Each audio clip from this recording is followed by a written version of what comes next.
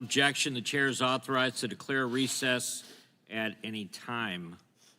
We welcome everyone to today's hearing on collusion in higher education. Without objection, I ask unanimous consent for Mr. Nails to be permitted to participate in this hearing, to question the witnesses if a member yields him time for that purpose, of which I will yield him 5 minutes.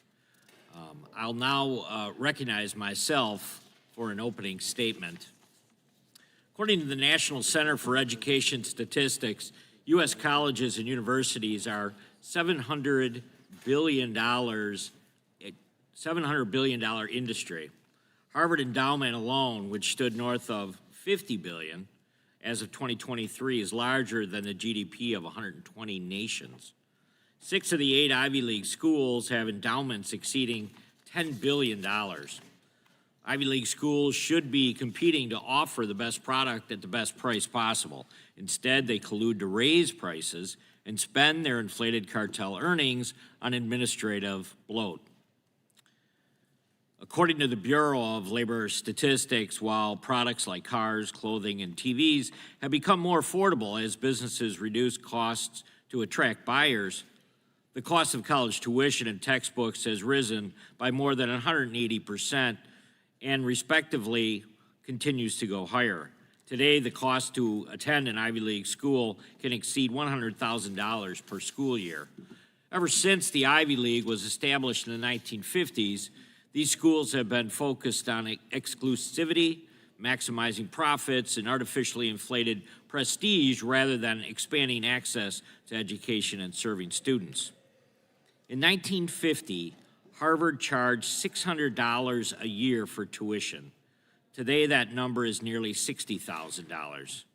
Not only has tuition skyrocketed, but these schools are also deliberately keeping class sizes small to maintain exclusivity and inflate their perceived prestige. Between 1978 and 2023, while the U.S. population grew by just 50% and the number of applicants increased by 450%, Harvard reduced its class sizes by 258 seats. Across all Ivy League schools, demand has steadily increased, yet admissions remain flat. As you can see from the graph displayed, although each Ivy League school on average receives more than 50,000 applications, it accepts less than 2,000 students per year. These price increases and shrinking class sizes are not coincidental. Ivy League schools have a history of coordinating pricing practices to avoid competing on cost. In 1958, MIT and the 8 Ivy League schools formed what is widely known as the, quote, Ivy Overlap Group, a cartel to fix prices. These schools agreed to use a shared formula for calculating financial aid, ensuring students admitted to multiple schools would pay the same price no matter where they went. In 1989, the Department of Justice began investigating these practices and ultimately filed an antitrust lawsuit. By 1993, all 9 schools had settled. In response, Congress adopted Section 568 of the Improving America's Schools Act of 1994, granting colleges an antitrust exemption, provided they did not consider a student's ability to pay while making admissions decisions. In 1999, elite schools formed a new cartel, the 568 President's Working Group. The goal was the same, to create a shared financial aid formula and not compete for students based on price. Even with a legal exemption, these elite schools still chose profit and prestige over access and fairness. In 2022, former students sued many of the Ivy League schools for colluding on financial aid formulas that favored wealthy applicants. In one internal document uncovered through discovery, a college administrator complained about not being able to find enough qualified students with well-off parents to pay the high sticker prices. She said, quote, "Sure hope the wealthy next year raise a few more smart kids." Ivy League schools can maximize the price paid by each student using detailed financial data collected through the College Scholarship Services Profile, or the CSS profile. It is a comprehensive financial aid form that most colleges do not require.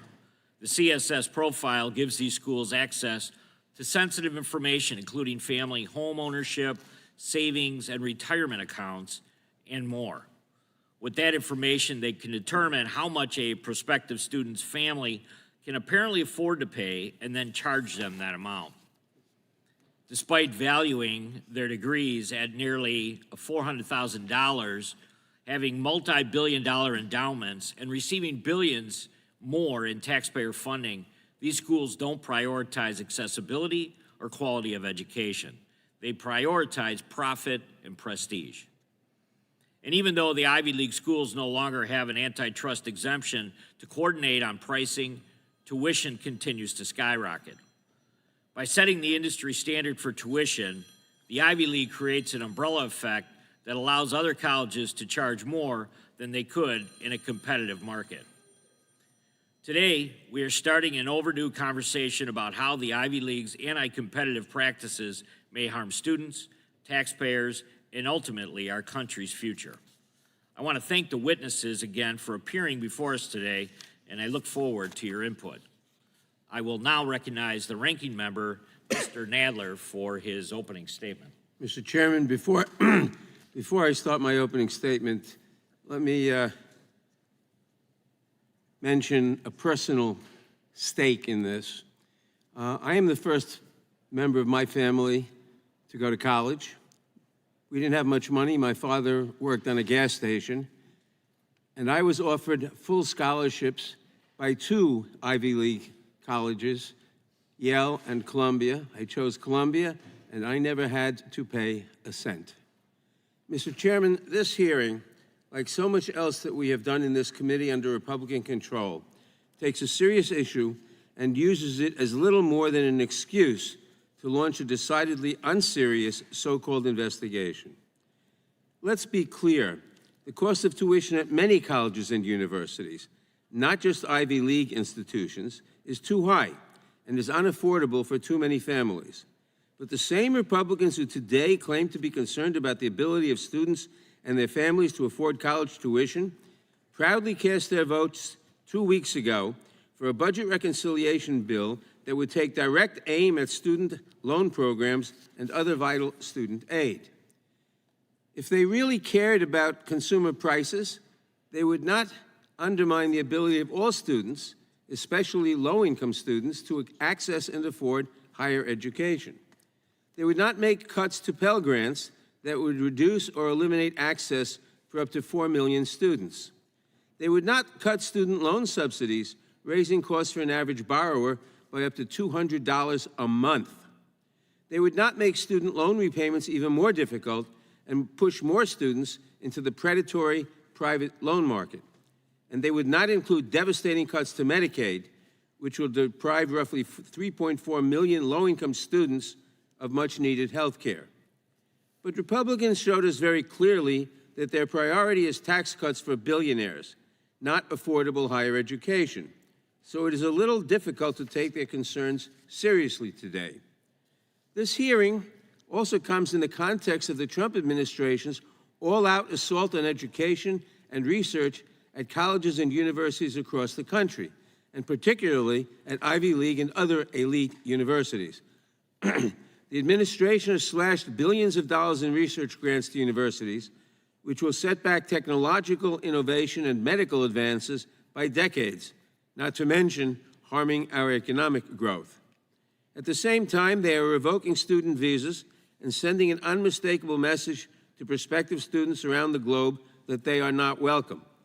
The result is that the brightest minds in the world, who once flocked to this country, will now look to bring their brains and talents elsewhere. But this attack on higher education has an even more sinister purpose. Its real target is academic freedom. Taking a page from the authoritarian playbook, the Trump administration is using every tool at its disposal in a pressure campaign to impose its ideology on independent academic institutions and to bend them into submission. And unfortunately, they have a willing partner in the Republicans on the Judiciary Committee. Instead of using their power as legislators to make education cheaper, more accessible, and easier to pay off for all Americans, Republicans are using the power of this committee to aid and abet President Trump's ideological war against a very narrow slice of higher ed institutions. How absurdly narrow is their focus?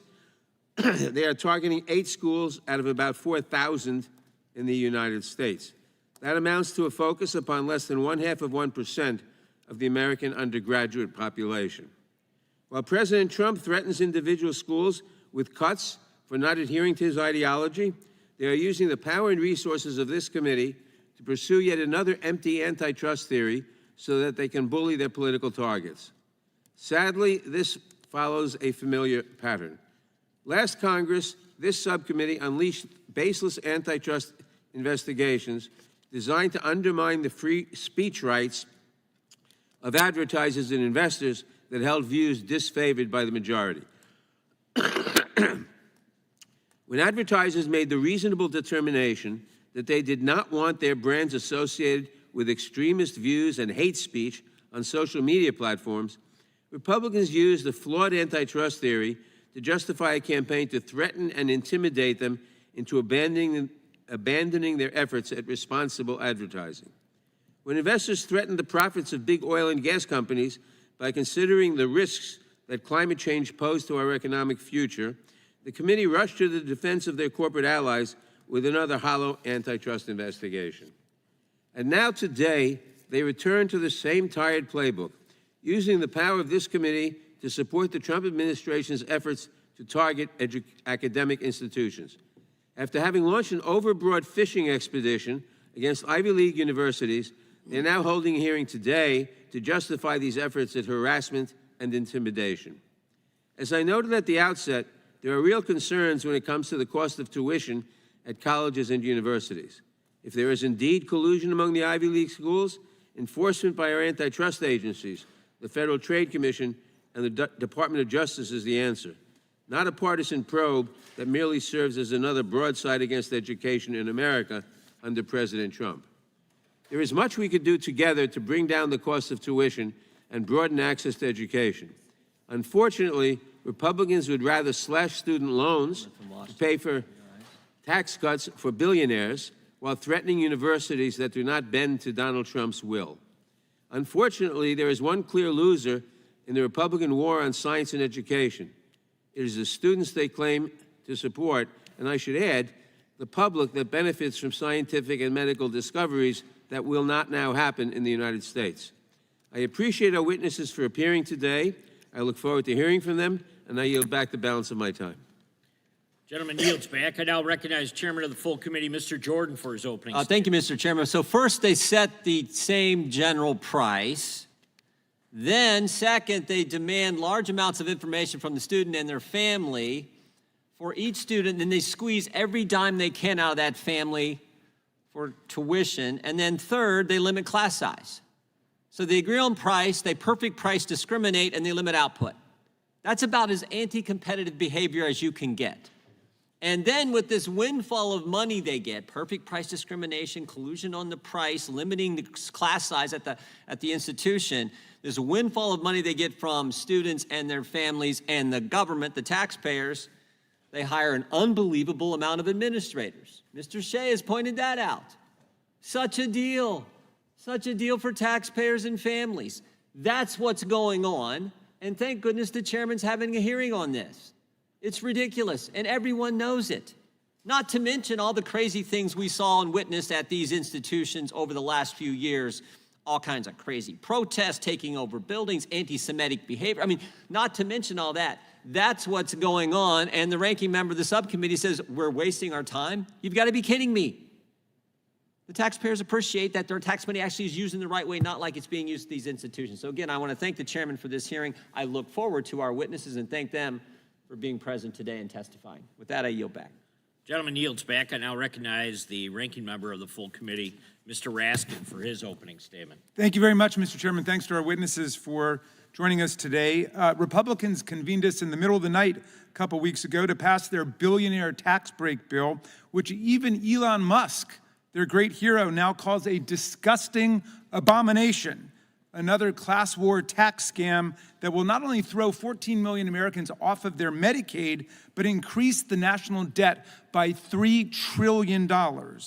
In case our friends missed it, Elon Musk, who you've been praising since this administration began, has a message for you today. Shame on you. Shame on those who voted for it. You know you did wrong, says Elon Musk. So I was pleasantly surprised to see we were going to have a hearing on antitrust, because there used to be Republicans like progressive trust buster Teddy Roosevelt who actually believed in protecting the American people against price-fixing conspiracies, monopoly, and runaway corporate power. I thought perhaps, Mr. Chairman, we could get together to protect our personal data, to investigate alleged monopolization of live events tickets, and lower prices on everything from eggs and other groceries to credit card junk fees, which have been soaring under the Trump administration, despite his promise that he would lower the price of eggs and everything else on day one. Silly me.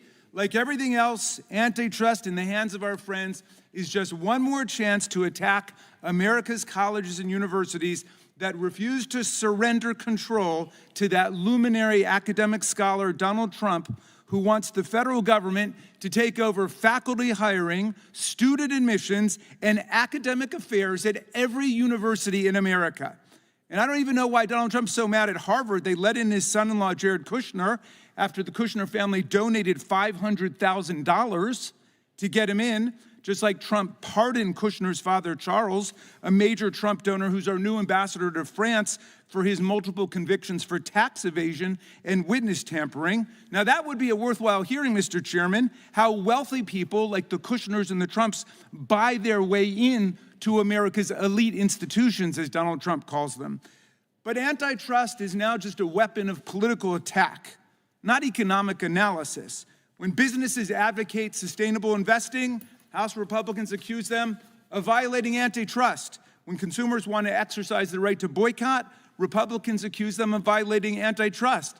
Gee, if you don't support their monstrous, ugly tax break bill for billionaires, they'll accuse you of violating antitrust. We'll probably be having a hearing on how Elon Musk is now violating antitrust since he's turned against Donald Trump and their appalling bill. So today they're accusing 8 universities who represent less than 1% of undergraduate students in the entire market across America of engaging in some completely vague and massive antitrust conspiracy. Republicans actually trotted out this pathetically weak theory in the first Trump administration, and of course no antitrust scholars took it seriously, and even their own Department of Justice didn't do anything with it. They control the antitrust division again.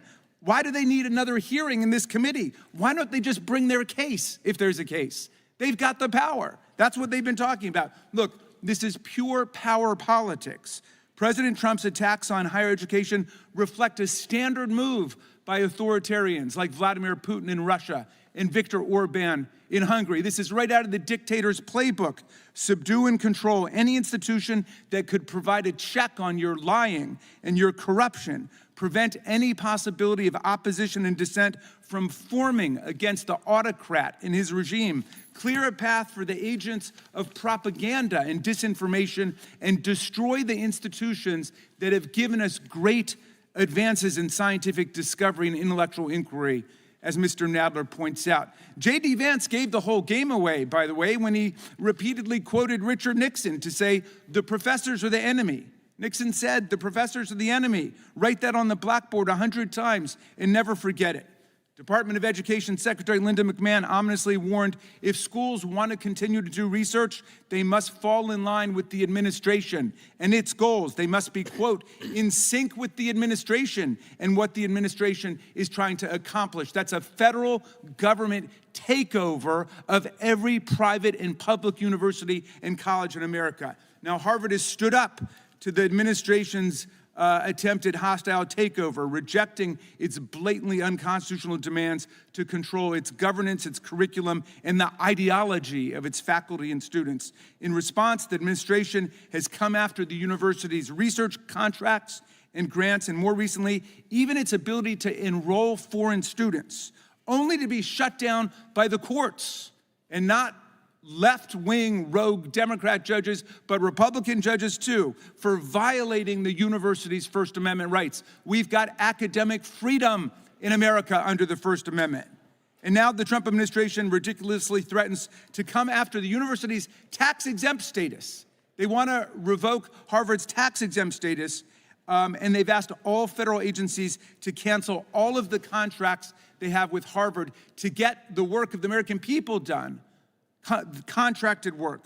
But Trump is losing in court every day, and Harvard is winning as it stands up for academic freedom and its right to make scientific and academic progress. And hundreds of colleges and universities across the country are standing with Harvard. DHS head Kristi Noem has said that its actions against Harvard should serve as a warning to all universities and all academic institutions. After Trump canceled more than $1.5 billion in research grants, we know that state universities and community colleges have been hit hard. At smaller schools, researchers are going to lose their jobs, labs will close, and important work will go undone. Our Republican colleagues have no interest in making higher ed more accessible and more affordable. In their big, beautiful bill, they're cutting programs that help students pay for college, all to fund their tax cuts for the wealthiest Americans. Those cuts to higher education in America include severe limits on Pell eligibility, the end to subsidized loans, and a host of other destructive changes that will push college way out of reach for hundreds of thousands of Americans. The administration also proposed nearly an 80% reduction in federal work-study funding and eliminating support for childcare for students who are parents. What world are these people living in? This is breathtaking duplicity to claim that the Ivy League schools are conspiring against their students to make tuition unaffordable when House Republicans are complicit in the largest setback in access to higher education for working class Americans in decades. Not content to undermine American students through these direct cuts to education, they're also proposing cutting $880 billion from Medicaid and $300 billion from SNAP, the nation's primary anti-hunger program. Do you know what happens to millions of low-income students who don't have health care and don't have enough food to eat? Most of them are going to drop out of school. Today's hearing just regurgitates the MAGA agenda: persecute and punish anyone who refuses to submit to Donald Trump's right-wing ideological agenda or gets in the way of their plan to fund tax cuts for the wealthiest Americans on the backs of everybody else. It is a cruel, dangerous program, and it's got nothing to do with antitrust law. I yield back. Gentleman yields back without objection. All other opening statements will be included in the record. We'll now introduce today's witnesses. Dr. Preston Cooper. Dr. Cooper is a senior fellow at the American Enterprise Institute, where his work focuses on higher education, student loans, and higher education reform. He previously served as a senior fellow in higher education policy at the Foundation for Research on Equal Opportunity, a research analyst at AEI, and as a policy analyst at the Manhattan Institute for Policy Research. Next, Mr. Alex Shieh. Mr. Shieh is a rising junior at Brown University, where he studies computer science and economics. He's also a journalist, serving as a contributing opinion writer for the Boston Globe and as the publisher of the Brown Spectator. Mr. Scott Martin. Mr. Martin is a partner and co-chair of the Antitrust Practice Group, at Hausfeld LLP. He has spent more than 25 years in civil litigation, and his practice specializes in pricing, distribution, and other competition issues. Miss Julie Margaretta Morgan. Miss Morgan is the president of the Century Foundation, a progressive think tank. She previously served as the associated director of research, monitoring, and regulations at the Consumer Financial Protection Bureau. We welcome our witnesses and thank them for appearing today. We will begin by swearing you in. Would you please rise and raise your right hand?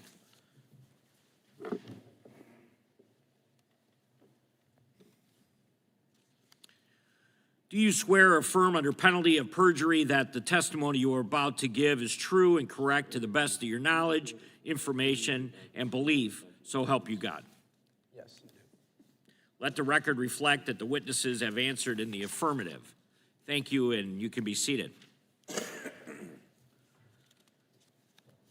Please know that your written testimony will be entered into the record in its entirety. Accordingly, we ask that you summarize your testimony in 5 minutes. And Dr. Cooper, you may begin. Good morning, Chairman Fitzgerald, Chairman Jordan, Ranking Member Raskin and Ranking Member Nadler, and distinguished members of the subcommittee. Thank you for the opportunity to testify today on the enrollment and pricing practices of Ivy League universities. My name is Preston Cooper, and I am a senior fellow focusing on the economics of higher education at the American Enterprise Institute. The 8 institutions of the Ivy League show many hallmarks of anti-competitive behavior. Most Ivy League institutions severely limit undergraduate admissions, turning away thousands of qualified applicants. The schools charge among the highest tuition prices in the country and are less likely to provide financial aid than other private institutions. At the same time, Ivy League universities enjoy a significant surplus that funds high levels of institutional expenditures, administrative bloat, and 7-figure salaries for some college presidents. Some Ivy League universities recently enjoyed an exemption from antitrust law, provided they admitted students on a need-blind basis. In 2022, a group of students filed a class action lawsuit against 17 elite universities, including several Ivies, alleging that admissions are not actually need-blind. Most of these schools eventually settled the lawsuit for a collective $320 million. Another lawsuit was filed in 2024, alleging that elite universities have continued to coordinate their pricing decisions even after the antitrust exemption expired. My testimony does not take a position on whether Ivy League universities are coordinating their pricing decisions or whether they are in violation of federal antitrust law, but the enrollment, pricing, and spending practices of the Ivy League raise some red flags. Classic cartels limit supply in order to drive up prices and profits, and we observe a version of this happening among Ivy League schools. Let's start with restrictions on supply, a fundamental aspect of cartel behavior. Harvard College admitted about 2,200 students to join the class of 1982. Due to population increases and higher rates of overall college attendance, one might expect that number to grow. Instead, Harvard admitted just over 1,900 students to join its class of 2028. Unlike most other private colleges, Ivy League universities have mostly not increased admissions to match rising demand. Instead, the schools have opted to become more selective, with the average Ivy League admissions rate falling from 15% in 2002 to just 5% in 2022. As student demand rises, but Ivy League institutions keep admissions relatively flat, the obvious result is upward pressure on prices.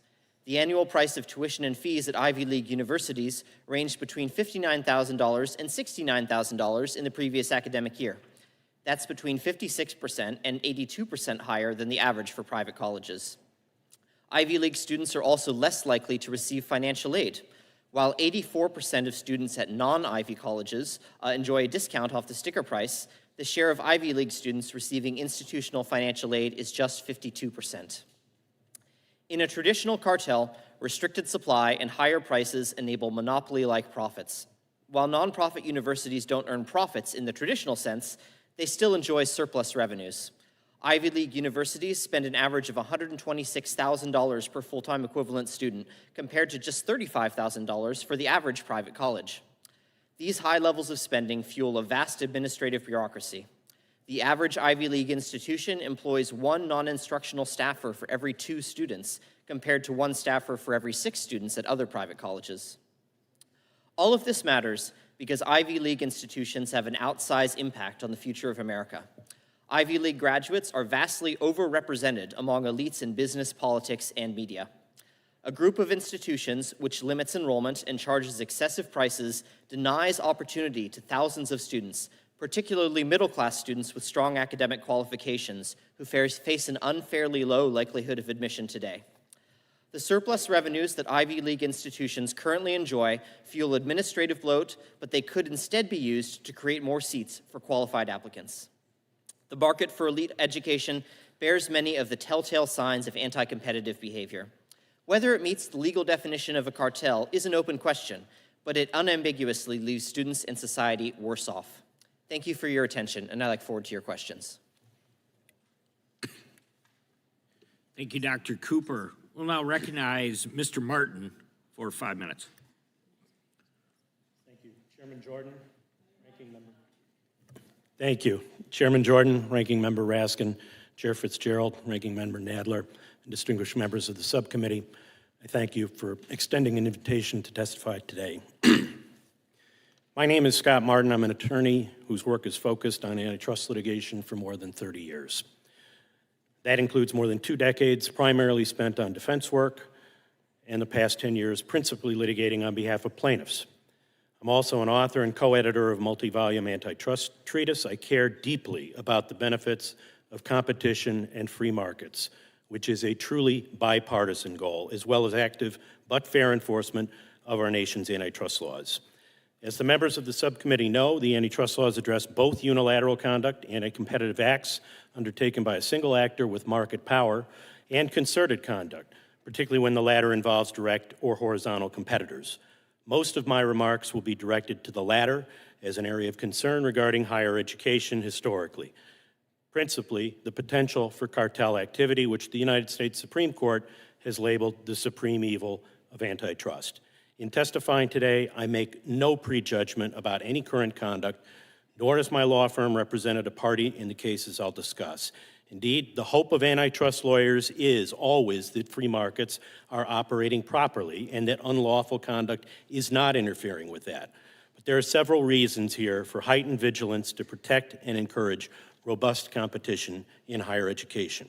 First, as members of the subcommittee, as well as many American students and parents know, the price of higher education, specifically for private schools, has outpaced the rate of inflation.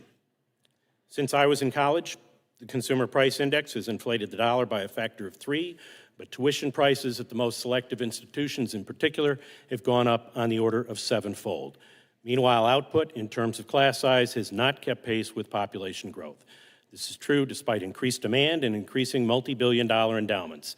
Common sense begs the question whether such a market is working properly. Second, the somewhat cloistered nature of these institutions, their nonprofit status, not to be confused with their massive endowments, and a belief of which I am not questioning the sincerity, that they are engaged in noble work of the advancement of knowledge may create an atmosphere suggesting that relaxation of rules of competition would be appropriate for this industry. Not so. Most legal scholars will tell you not only that antitrust exemptions are rare, and rightly so, but also that special sectoral rules and regulation have at best a mixed track record in our nation. In a different higher education context, my law firm brought the O'Bannon case that challenged NC2A restraints on college athletes. That marketplace has flourished, and the sky has not fallen. And third, there are numerous markers here, familiar to antitrust practitioners, that this is a market ripe for distortion by collusion. Among other things, this is a somewhat concentrated industry with relatively few highly selective institutions as participants.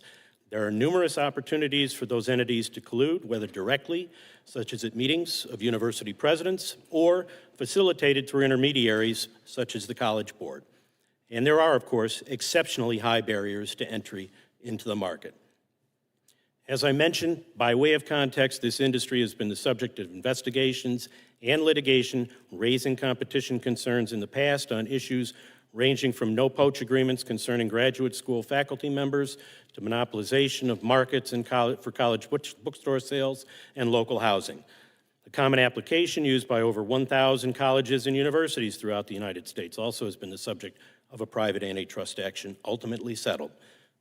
And perhaps most pertinent to the subcommittee here, in 1989, as you've heard, the DOJ filed a civil antitrust case against a group of universities alleged to have employed the same analysis to compute family contributions toward the cost of attendance for purposes of collectively determining financial assistance offered to commonly admitted students.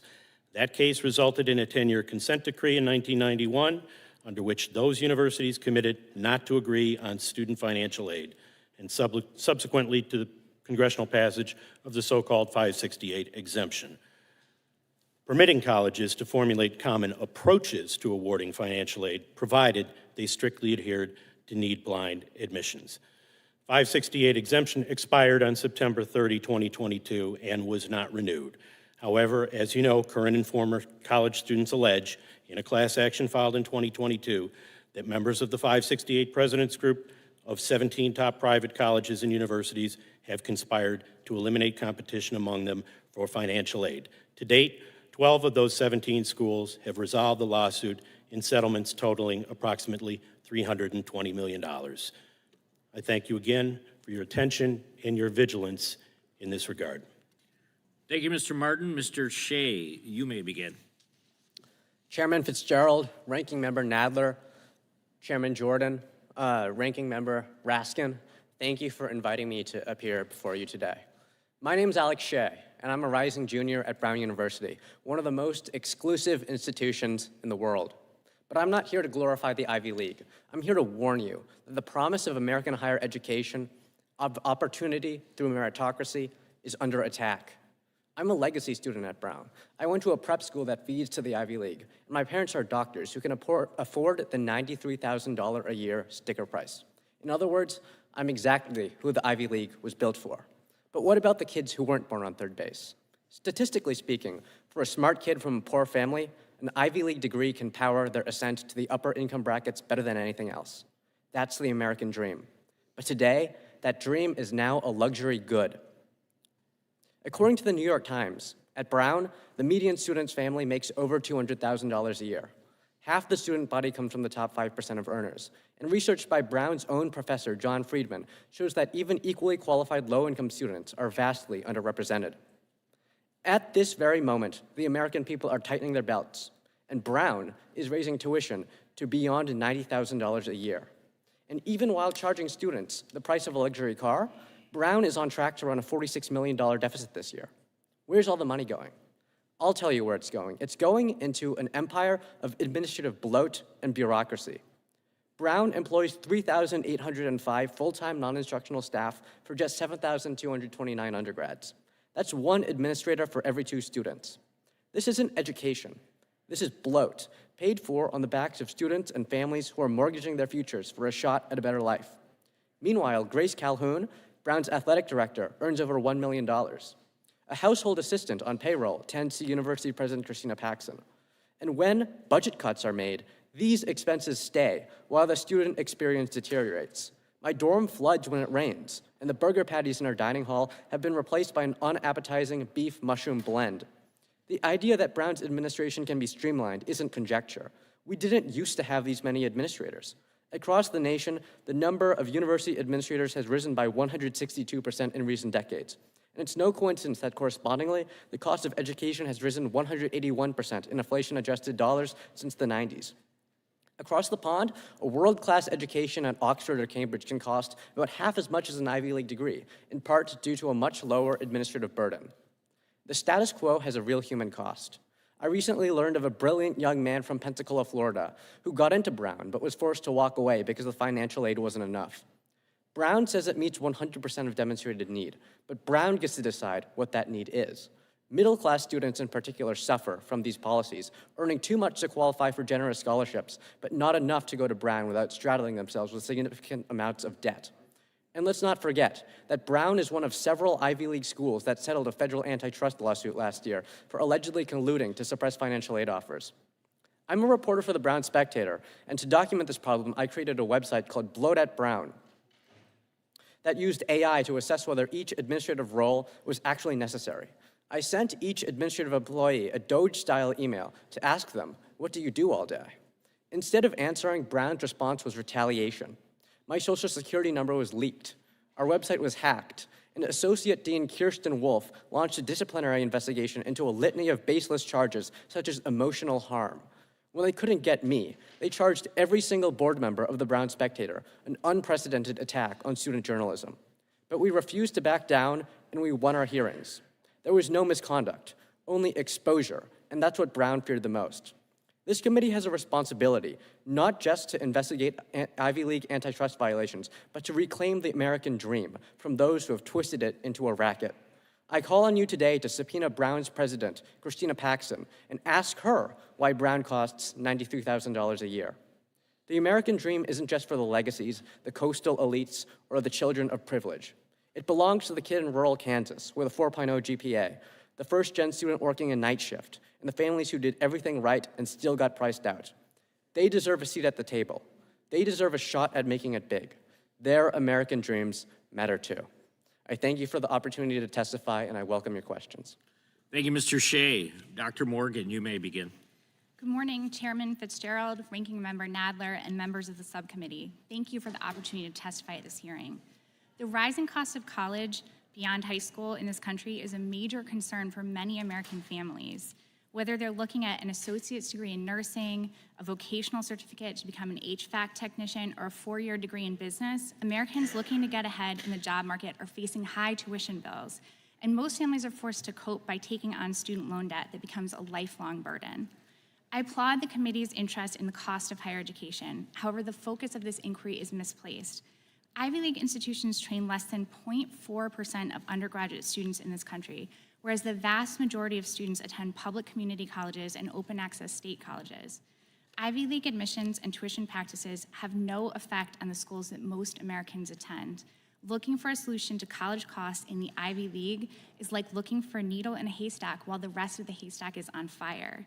And here's the latest source of that fire. Legislation approved by the House of Representatives pays for tax cuts for the richest Americans by increasing the price of college for low and middle income students, including taking away Pell Grants from 1.4 million Americans and reducing them for another 3 million. The deep cuts to Medicaid and SNAP in that bill will also likely increase public school tuition by squeezing state budgets, as higher education will be at the top of the chopping block to cover state budget shortfalls. Antitrust at elite colleges is deeply inadequate for solving the problem of high prices of college in America. Attempting to leverage antitrust as a global fix to college pricing and admissions while simultaneously slashing federal support for higher education could very well result in less access to college for lower and middle income families, not more. Congress has powerful tools at hand that could really change the price of college and improve the value of the government's investment that are outside of this committee's jurisdiction. For example, the federal government could use its muscular role in higher education finance to the advantage of millions of American families by negotiating the price of college tuition.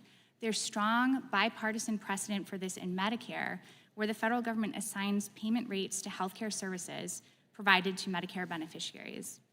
And while Ivy League practices don't trickle down to open access schools, the predatory practices of for-profit colleges are definitely trickling up.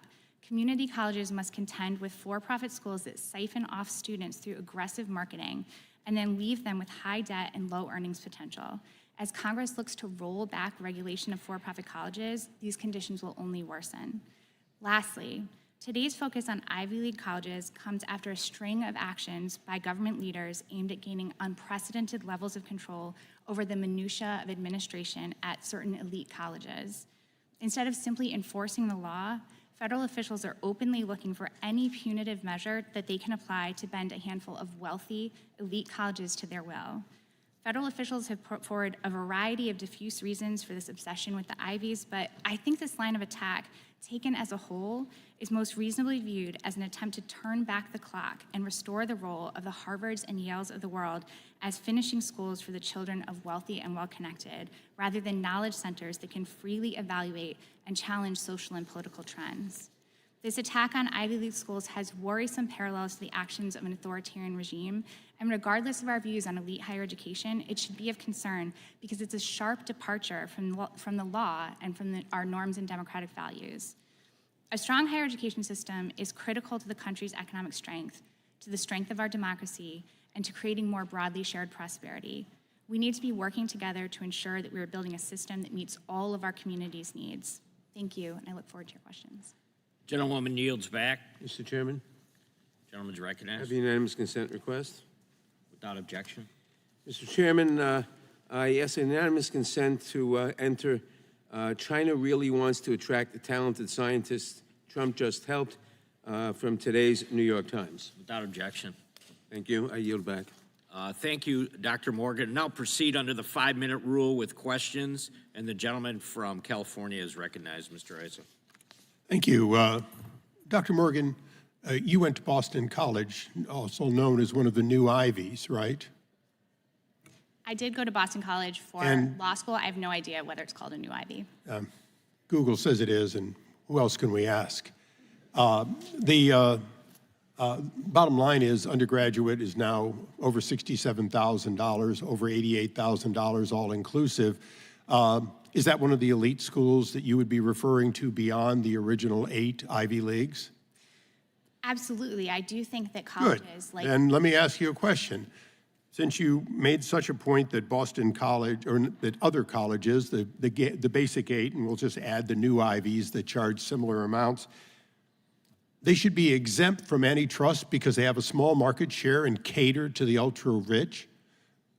My testimony offers no opinion. No. on You exemptions from antitrust made law. a point as an antitrust point that because they had such a small market share, they had little or no effect. I'm sorry, can I answer the question? No, I want you to answer that question. Okay, so the point I'm making about the I don't want to know the portion point that- you're making. You can say yes or no.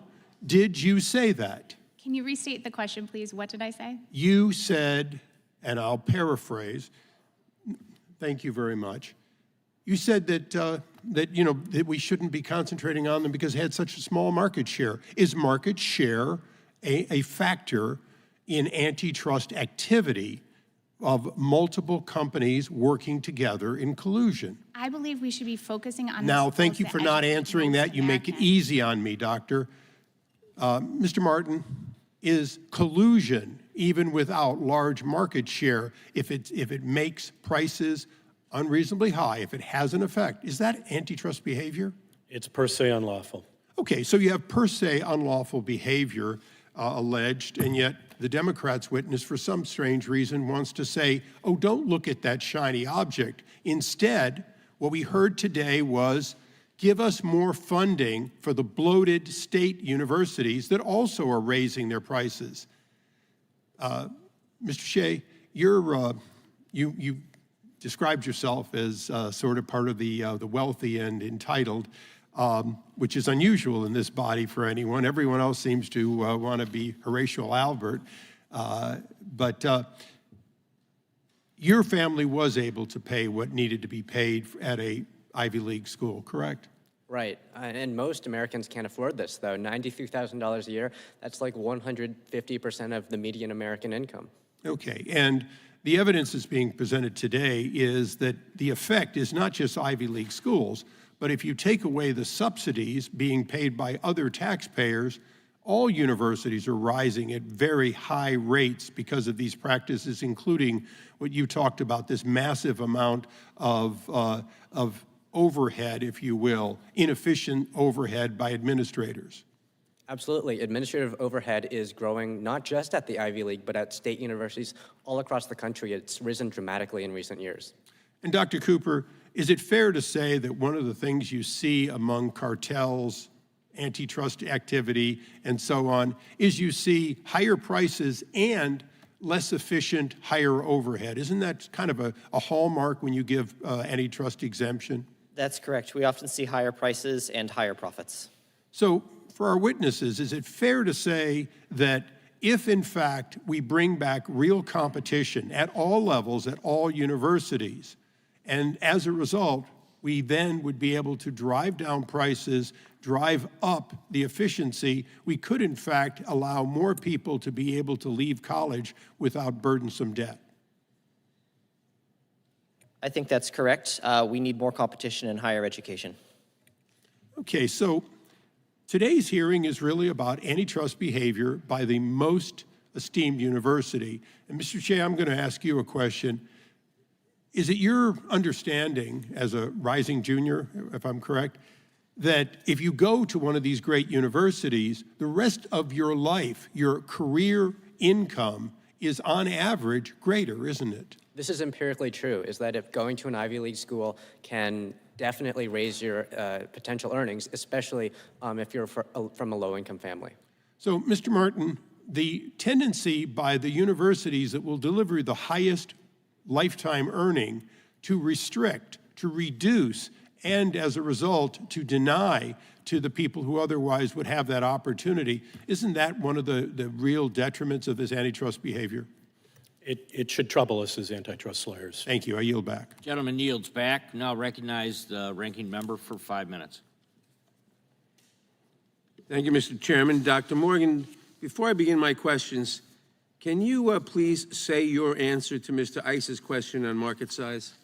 Yes, I believe that market size is relevant here to the question of where we should be focusing our attention. The vast majority of students in America do not attend Ivy League colleges, and they don't attend colleges who are affected by the competitive forces that the committee is discussing here today. We need to be focused on open access colleges and community colleges who take their cues from the state legislators and federal legislators who provide sufficient resources for their budgets. Thank you. For many, college is a good investment that ensures greater earnings over a lifetime and an opening to the middle class. However, the cost of tuition at many schools is too high, closing the door to families who cannot afford the high sticker price.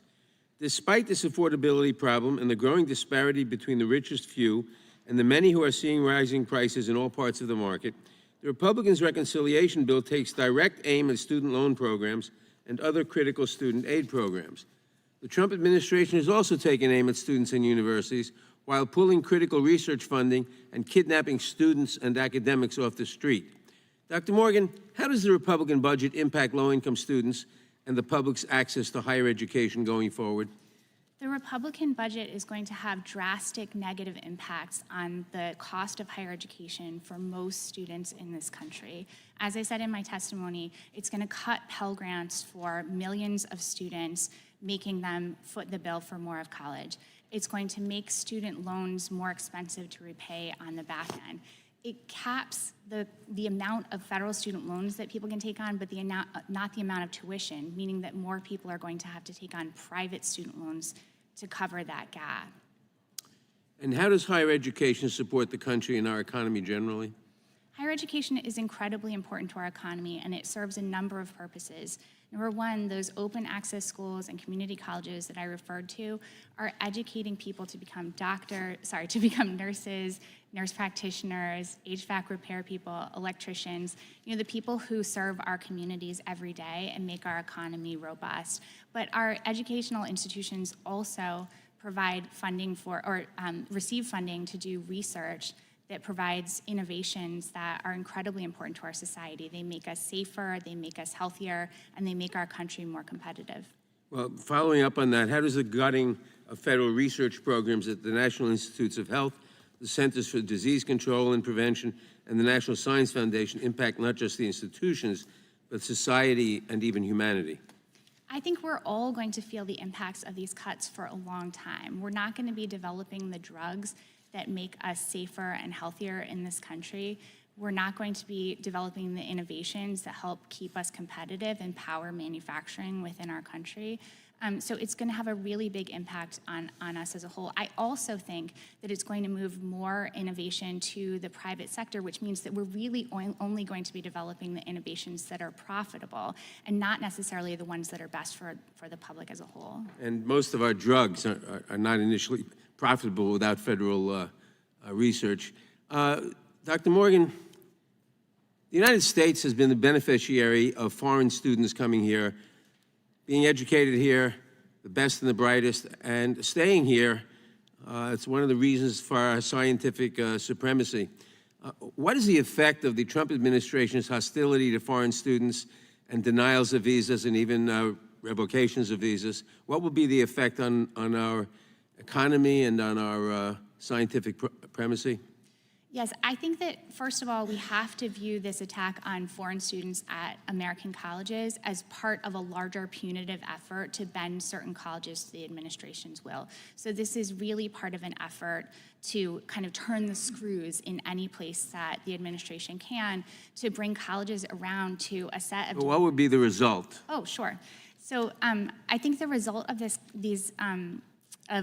change to admission for international students is going to have an effect on our country's ability to bring in minds from all across the world and benefit from their academic excellence, to provide an opportunity for those students to take part in our democracy and learn our values. In short, it promises to shift scientific primacy from the United States to China. Would you agree with that? I totally agree with that. Thank you. I yield back. Gentleman yields back. We now recognize the gentleman from Washington for 5 minutes. Well, thank you, Mr. Chair, for holding this important hearing. There is zero doubt that the Ivy League institutions behave in a anti-competitive manner. In fact, if you look at their pricing and value and marketing model, it looks very similar to some famous jewel companies and how they control the supply of diamonds and inflate what is a commodity into a precious item of limited scarcity. But I do believe that American higher education is a gem of American society. What it does for research, social mobility, and overall aid to our economy is extremely important. Unfortunately, it's a gem that has been thrust into the mud largely by Democratic leadership. And Democrats are great if you're a college administrator and want to see your salary increase or your job supply increase. They're terrible if you're a college student and you don't want to see your debt levels increase. The right price for college should be the price at which a student can get through with zero debt. College should be priced at the level you can work a part-time job or a summer job. And the problem with an 18-year-old is they don't know the difference between $6,000 in debt or $60,000 in debt. They've never had a job and had to pay it back. So what this body should be doing is how do we create an environment where all students can get through school with no debt.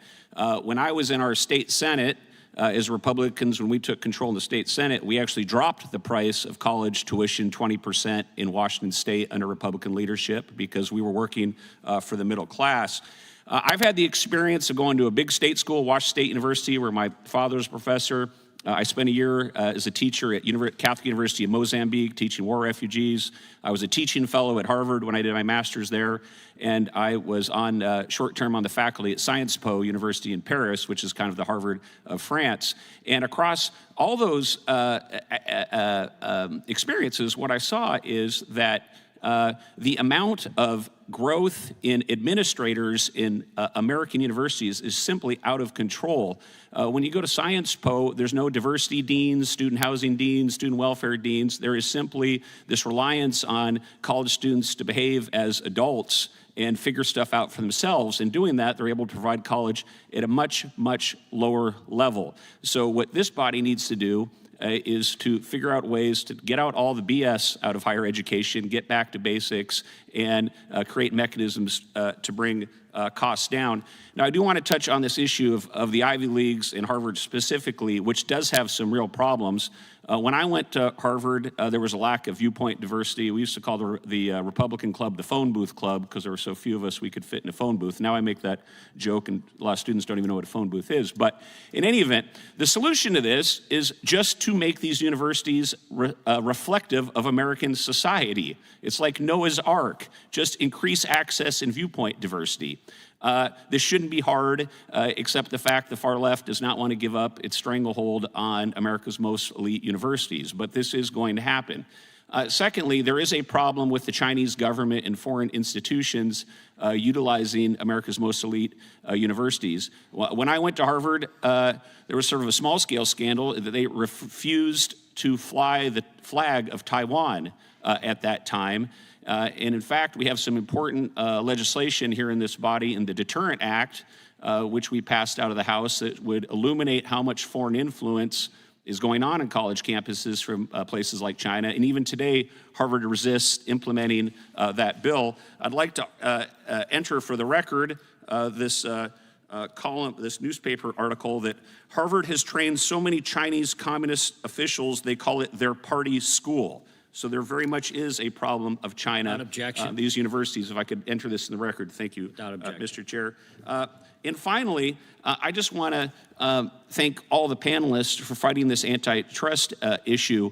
But as we think about these issues, we all need to realize that college enrollment is about to go off a cliff due to demographic changes in America. We have a silver tsunami of older Americans, and we have a dwindling, rapidly, supply of college students because of demographic factors in terms of birth rates and also the cost. So this anti-competitive behavior will likely become worse in coming years as the total market for college students reduces. With that, I yield back. Gentleman yields back. Mr. Nadler is recognized for unanimous consent request. Mr. Chairman, I ask unanimous consent to enter into the record an article from New America titled, "The House Reconciliation Bill Makes College Less Affordable, All to Pay for Tax Cuts for Millionaires and Billionaires," that argues low-income to moderate students will, quote, borrow more but with worse terms. Without objection. Thank you, and I also seek unanimous consent to enter into the record two articles, one entitled, "The Number of 18-Year-Olds is About to Drop Sharply," as the gentleman said. Without objection. And another entitled, Declining Enrollment is Leading to School Closures. Without objection. The ranking member of the full committee, Mr. Raskin, is now recognized for 5 minutes. And thank you, Mr. Chairman. Mr. Shieh, so you describe yourself as a son of wealth and privilege. I think you describe yourself as a legacy student. Does that mean your parents or your grandparents went to Brown? Yeah, my father went to Brown.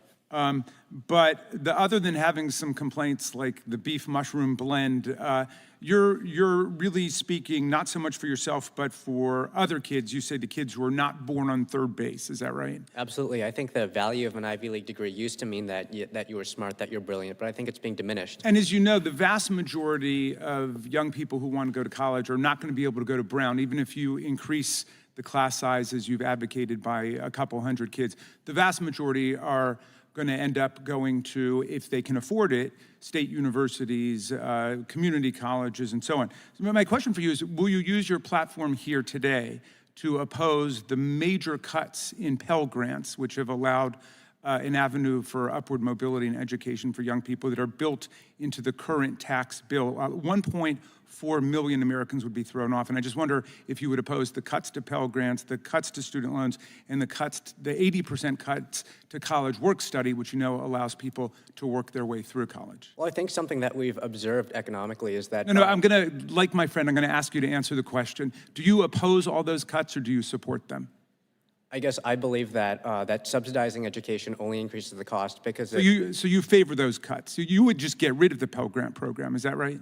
I'm not an expert on the Pell Grant program, but I know that generally... You seem to be an expert. So you don't favor federal student aid to kids who want to go to college for Pell Grants or college work study. You're opposed to that? I think that when students don't pay the cost of going to college, then we've seen prices rise. Made yourself clear, and thank you for coming in for your testimony.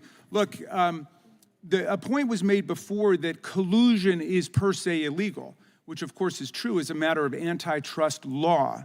But per se collusion is only illegal if there is actually per se collusion. Now, this reminds me of a hearing that we did over in the Oversight Committee with Chairman Comer about impeachment, where the Republicans lined up all these witnesses about impeachment of Joe Biden, and then all of them said that they didn't see evidence, they were not aware of evidence that would justify impeachment. And so the two expert witnesses here, Dr. Cooper and Mr. Martin, as I'm reading your testimony, are saying that they don't have evidence of price fixing. Mr. Martin says, I think you just stated it, I'm making no judgment about any current conduct. You're not making a statement. And Dr. Cooper, you said my testimony does not take a position on whether Ivy Leagues are coordinating their pricing decisions or whether they're in violation of federal antitrust law. So again, this is much ado about nothing. This is an attempt just to create kind of a propaganda smokescreen to attack the Ivy League schools, and your expert witnesses are saying that they don't have evidence that there are antitrust violations going on. And of course, they're correct, because if there were, the Trump Department of Justice would actually be engaged in prosecution or an investigation of them. So we have one champion of the working class at Brown University who is opposed to Pell Grants and other means for kids to actually go to college in America, where most kids do go to college, and two expert witnesses who don't see price fixing taking place by the Ivy League institutions. But there is a real problem in America. Only 10% of college students go to for-profit colleges, but they're responsible for 50% of all student loan defaults. And I'm going to ask for unanimous consent to enter a campaign statement by Marco Rubio entitled, "Trump University is an absolute scam. Get the facts about pending litigation," if we could, Mr. Chairman. But Dr. Morgan, let me go to you. How does the Republican attack on regulatory protections against for-profit colleges and universities affect the fraud against students taking place and the education market generally, because they are dismantling the regulations that were put in place to protect students against for-profit university fraud? Yeah, we're seeing action both here in Congress and at the Department of Education that are dismantling or laying the groundwork to dismantle all of the protections that have been put in place for for-profit schools. And what we've seen cyclically over time is when those rules are pulled back, We have increased enrollment in for-profit colleges. We have increased debt that people can't pay off, and we have increased allegations of fraud. Okay, and what about their move to abolish the Department of Education and to gut the Consumer Financial Protection Bureau? Will that exacerbate the difficulties that young people are having paying for college? We're taking the cops off the beat who can actually identify that fraud and stop it and put money back into people's pockets. Gentleman's time has expired. I ask unanimous consent to enter into the record the following article from Ivy Coach titled Ivy League Tuition and Fees for 2024-25, comparing tuition rates amongst the 8 Ivy League schools, and also an article from Ivy Coach titled Ivy League Admission Statistics, comparing the acceptance rates amongst the 8 Ivy League schools. I now recognize the gentleman from Virginia. Thank you, Mr. Chairman. I appreciate the hearing, and I appreciate the comments of the ranking member. Let's define what collusion is. Let's actually look at Cornell Law School's definition, an Ivy League definition of collusion in antitrust law. Horizontal collusion exists where competitors at the same market level agree to fix or control the prices they will charge for their respective goods or services. For instance, 2 parties may collude by limiting or restricting supply, sharing insider information, or dividing the market. It's very clear that the 8 Ivy League member institutions have a long history of colluding with each other and other elite higher education institutions. Back in 1958, they formed a cartel called the Ivy Overlap Group that created a common formula for calculating financial aid packages to ensure that a student admitted to one or more of the Overlap Group institutions would pay the same maximum price to attend, regardless of the institution that they chose. The Overlap Group would accomplish this by sharing information and determining the maximum price that admitted students' families could afford to pay.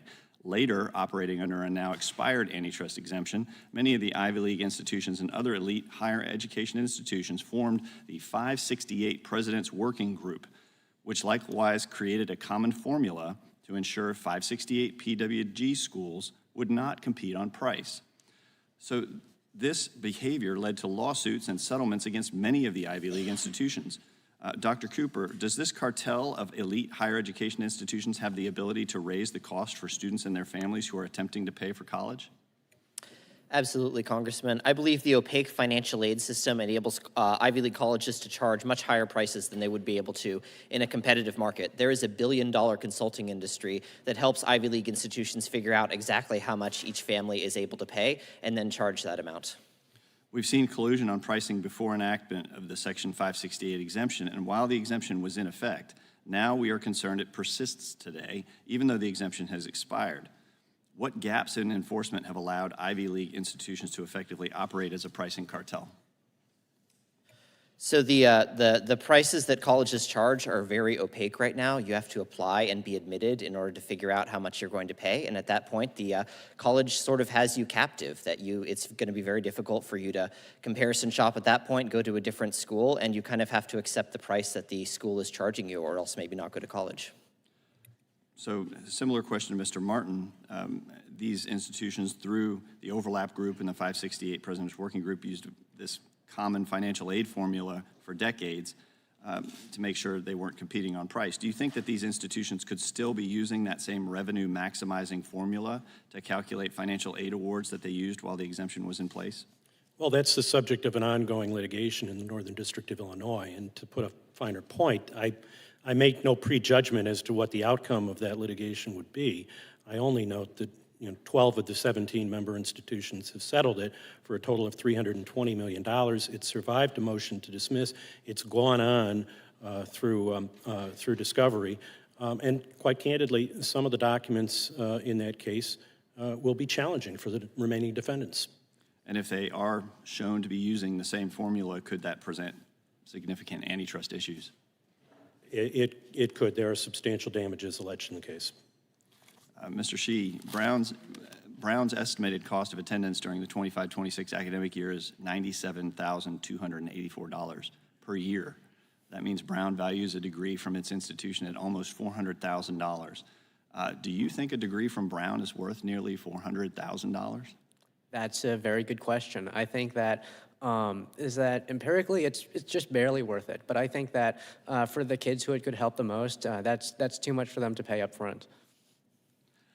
Appreciate that. I would argue that it does not, the worth is not 4 times the worth of an in-state school or 6 or 8 times that of a community college education. And with that, I would yield back. Gentleman yields back. Mr. Chair, I have a UC. Members recognized. I ask unanimous consent to enter into the record ABC News article, Judge finalizes $25 million settlement for victims of Donald Trump's fraudulent university. And USA Today, Judge finalizes $25 million settlement for students of sham university. Without objection. Gentleman from California is now recognized for 5 minutes. Thank you, Mr. Chairman. Appreciate you and the ranking member. Thank you for holding this hearing today. I'm sure here in Washington, D.C., discussing Brown, discussing Harvard, discussing private elite universities is very important, somehow, somewhere, but not to my district. We're blue-collar, middle class. My dad wasn't a doctor. He was a union worker making cardboard boxes. And my mom used to clean hotel rooms at $1.50 an hour. And we managed to survive. My neighbors, myself, we were all in the same boat. We never thought about Harvard because we weren't going to have the grades, we weren't going to have the money, and we had to survive, pay the rent, pay the bills on a day-to-day basis. Appreciate holding this hearing today, talking about these elite institutions, but I can assure you back home, nobody gives a darn about this stuff. What they care about is how to survive on a day-to-day basis. Public policy, government subsidization of public education. What's that old saying? If it ain't broke, don't fix it.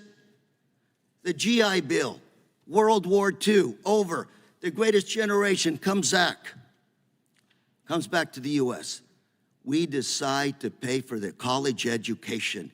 We educated a generation, the greatest generation, that built the greatest country in the world on the government dime.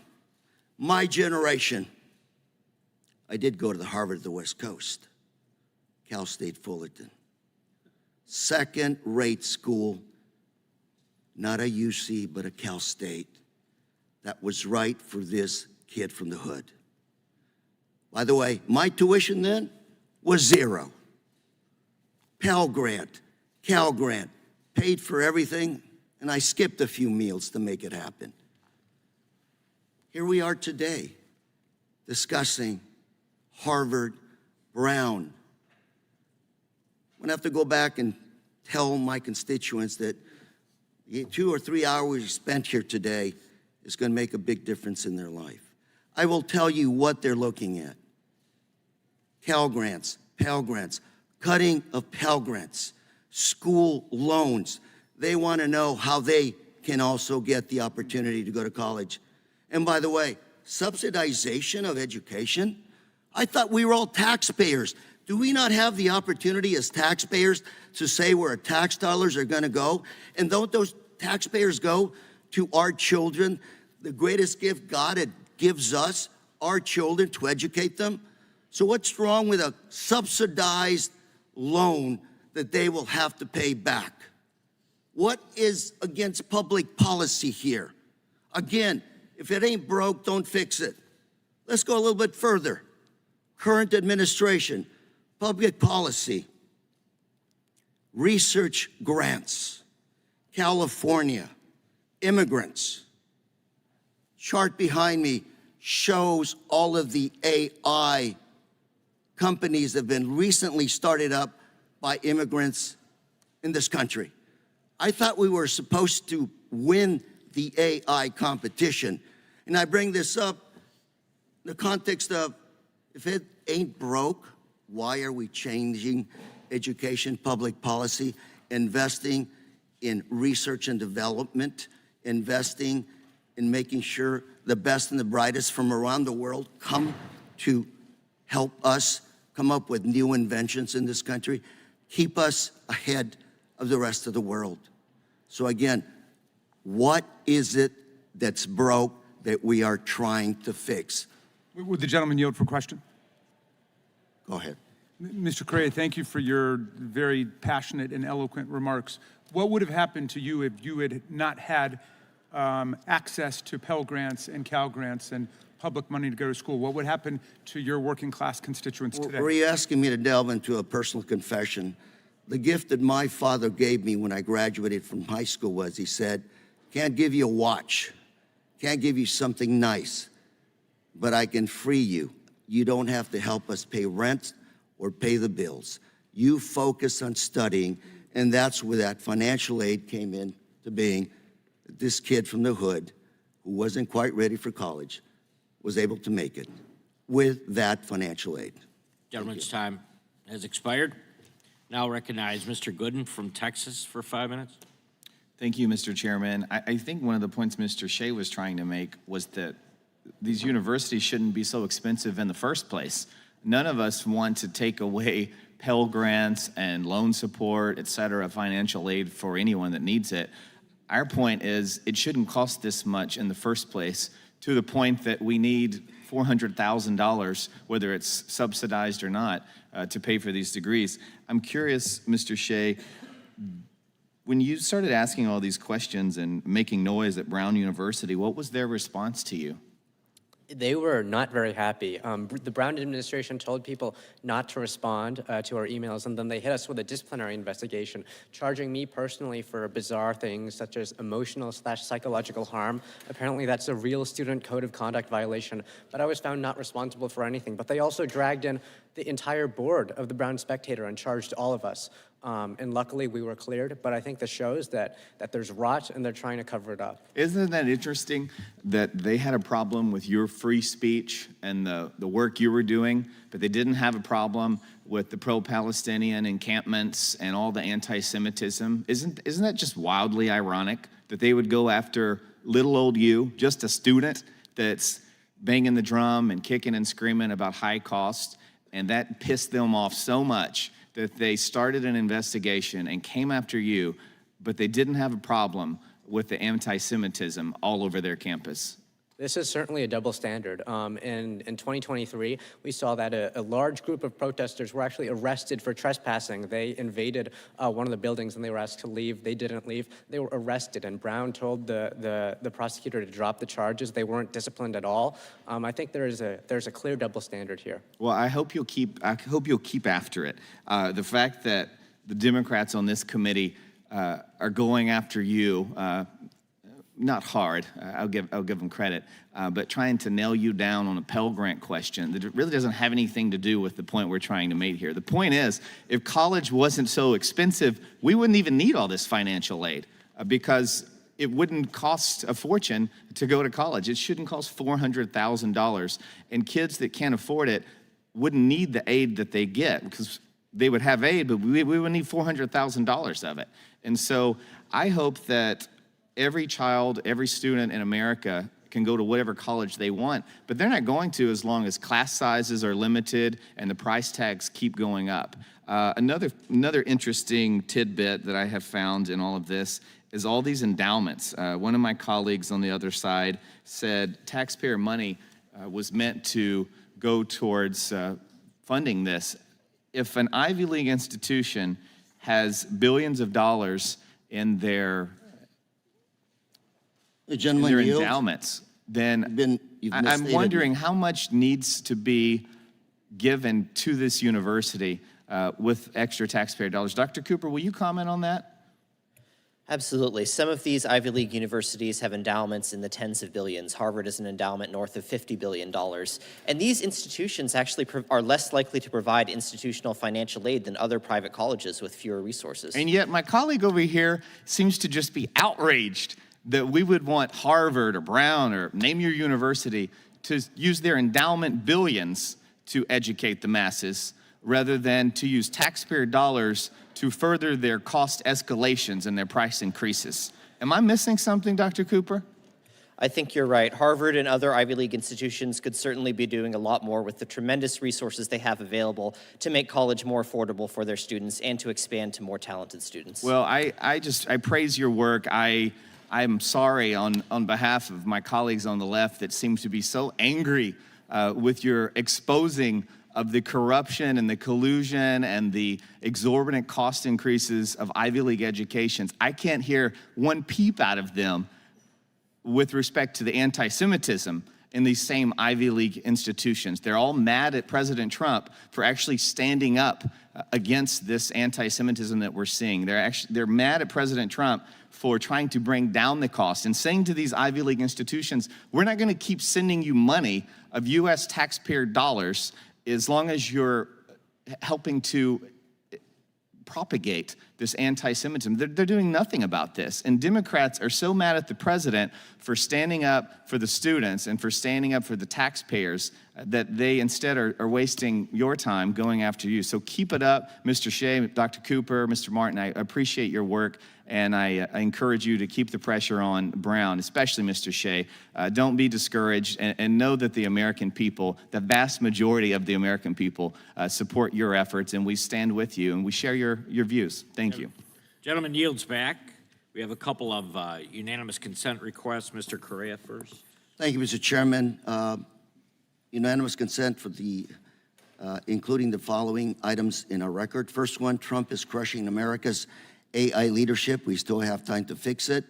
April 23rd, 2025. Without objection. J.D. Vance wanted to aggressively attack American universities. June 3rd, 2025. Cost of federally sponsored research infographic on the Association of American Universities website. Without objection. 2022.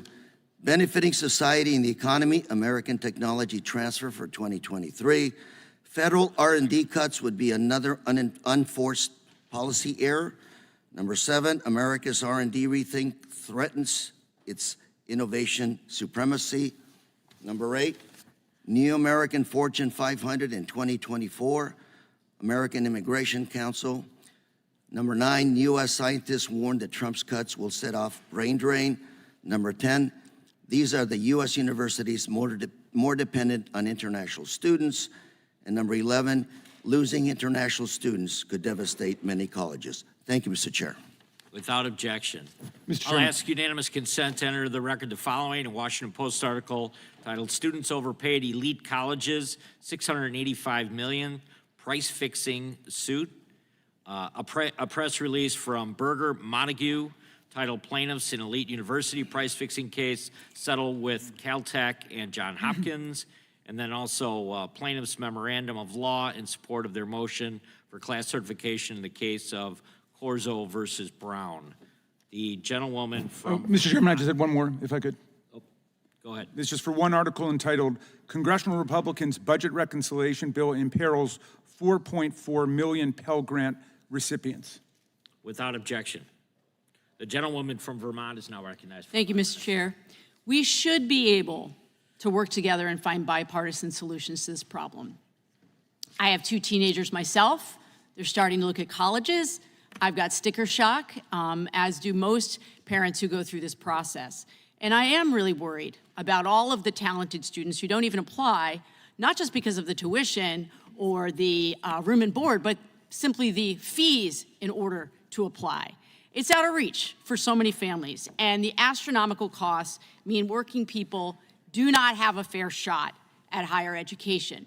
I think that is why we have been so vocal today about the cuts to the Pell Grant program.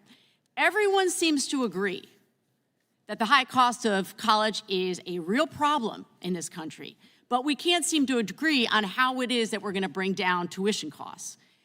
This is the kind of things that Americans want us to be working on, to the point that my colleague was making here. They want us to come together and actually dig into the problem of how we solve this so that every student has an opportunity to go to college. But that's not actually why we're here today. It's so clear that that's not what this is actually about.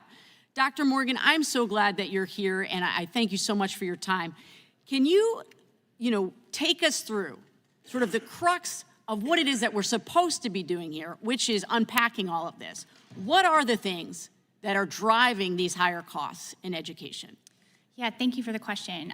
It differs really by sector. There are a lot of varied factors that go into college costs, but it really differs by the type of institution and the type of business model. So when we take a look at a for-profit college, they're out to maximize their profit. So the cost of providing the education is actually quite low and doesn't really drive the tuition prices. Their cost of marketing is quite high because they're trying to bring people in the door. When we think about state institutions and community colleges that are educating the majority of students who go to college in this country, studies have shown that the thing that is really driving their costs, or the cost of tuition, is state appropriations. And so that's why I've been quite focused on what federal and state aid, and local aid as well, is going to these colleges, and how what we do at the federal level impacts those state budgets. Because I think we are going to see a squeeze on state budgets that increases the price of tuition. And what we've seen in the past is that it takes a really long time to unwind that, even if we're looking at something that, that only affects a given year. So what you're saying is true, that if we are not investing in the institutions that most of our students go to, we are compounding the problem. That's right. So I really appreciate that. When we're talking about the affordability problem, are we talking about all institutions of higher education in the United States, or is it just the Ivies? I think there's a broad swath of colleges where the tuition is quite high and where they're using these opaque discounting models to get to a net price. But there are a lot of colleges in this country that have held their costs quite low despite, weathering the storms of state budgets and cuts to federal aid, and are really doing their best to provide an education at a transparent price to people where they can come out with as little debt as possible. I do think one thing to think about with that group of institutions and that group of students is how the costs in the rest of those students' lives have gone up. That's right. For community college students in particular, they're going to be affected by cuts to things like SNAP. They're also affected by the impact of things like the tariffs and the cost of living increases that's driving for families. So for them, the whole package and their indebtedness to achieve an education is going to be higher because of all of the rising costs that we're seeing right now. I really appreciate that. It's a complicated problem. It requires a seriousness of purpose and not some sham hearing. My Republican colleagues are not here to seriously investigate the problem of college affordability. They are here to advance Donald Trump's culture war against people and institutions that he doesn't like, and to go after anyone who remotely disagrees with him. He wants to continue to silence the opposition. The reason I know this is because my Republican colleagues, every single one of them across the aisle here, voted to eliminate or reduce student aid, increase monthly student loan payments, and drive students to take out predatory private loans. So this hearing, once again, which we have seen over and over again in this committee, is to do the president's dirty work. We have real work that we should be doing to support our students, but we are preoccupied with going after the president's supposed political enemies. It's a shame, and it's a disservice to our students across this country. I yield back. Gentlewoman yields back. Gentlewoman from Wyoming is recognized for 5 minutes. Thank you. I yield my 5 minutes to the Mr. Niels from Texas. Thank you, Ms. Hageman. Thank you for our witnesses taking the time to be here. As we've already discussed, the tuition rates at self-proclaimed elite universities have ballooned over the years due to long-standing collusion between them, long-standing collusion. This has allowed these schools to accumulate the kind of severe administrative bloat rarely seen outside of our own federal government. As Dr. Cooper testified, Ivy League universities average 1 non-instructional staff per 2 students. How do you like that ratio? Yet the average private university gets by with 1/3 the administrative staff. And much like we see in the federal government at some point, bureaucracies, they get so big, fat, bloated that they serve no real purpose other than to justify their own existence. If these elite universities have 1 administrative employee for every 2 students, then what exactly are they employed to do? Well, one of our witnesses, Mr. Alex Shieh, decided to ask. Great question, Alex. Pursuant to his work as a student journalist investigating administrative bloat at Brown, Mr. Shieh emailed all 3,805 non-faculty employees of the university to inquire about what their job entailed, right? Rather than simply respond to the inquiry, Brown chose to initiate disciplinary proceedings against Mr. Shieh. I was so appalled when I heard about this that I wrote a letter to Brown urging them to reverse course. I believe our fearless leader, Chairman Jordan, in the committee, they wrote a letter, and Brown reversed course, and I'm glad they did. It's one thing to create a vast, useless administrative bureaucracy to justify an exorbitant tuition rate of $93,000, but to punish a student journalist for daring to ask a question about it is unacceptable. Mr. Shieh, what first prompted you to make the inquiry? That's an excellent question. So Brown has a $46 million budget shortfall, even while charging students the price of a luxury car. And it doesn't seem like they want to cut any administrators. They're having hiring freezes, but they're not willing to cut any jobs. So I thought this was something that needed to be looked into. Why do you think the employees at your emo, they didn't answer your questions? Many of them didn't respond? Well, some of them answered, and the ones who answered seemed to have pretty useful jobs. So I guess we can maybe infer that the ones who didn't have jobs that are not so important. The ones that didn't were too embarrassed. They were too embarrassed. They weren't going to respond to you. Why do you think elite schools like Brown might be more frugal in administrative spending if they had to pay the same 21% tax rate on their endowment profits as corporations? Certainly. I mean, when you have to pay higher taxes, there's less money floating around, and you got to tighten the budget. Now that's beautiful. We put it in reconciliation now.